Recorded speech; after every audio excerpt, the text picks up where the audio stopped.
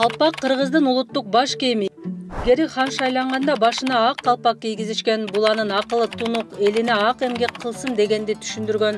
Калпактын төбөсүндө кайчылашып турган төрт сызык анын төрт курагын бириктирип турат жана күндүн, жашоонун символу деп эсептелет. Бул баш кийимдин төрт талаага бычылышында кыргыздардын сандык касиети каралган. Анткени төрт деген сан байыртадан көчмөн кыргыздарда өзгөчө мааниге ээ болгон. Аалам төрт тараптан түндүк, түштүк, батыш жана чыгыш. Мезгил төрткө: жаз, жай, күз жана кыш. Төрт мүлк мал: төө, топоз, жылкы, уй деп бөлүнөт. Мындай сандык касиет калпакта атайын жасалган дешет. Калпакка көп учурда түрдүү оймолор түшүрүлөт. Салт катары калпакты даярдоодо ак кийиз колдонулат.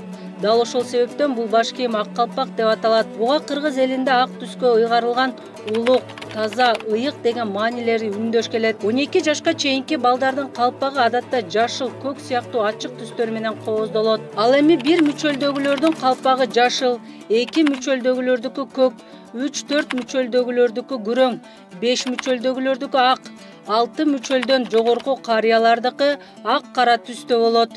Калпакты даярдоо үчүн кийизден төмөн жактары кең, 4 тилимди бычып алышат. Бир чыгырык жип 5 калпак тиккенге жетет.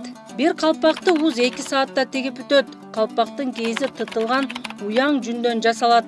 Уяң жүн нымды сиңирип алууга жөндөмдүүлүгү жогору келип, ал өз көлөмүнө 33%га чейинки нымды сиңирип алышы аны кийип жүргөн адамдын денеси дайым кургак жүрүшүнө шарт түзөт.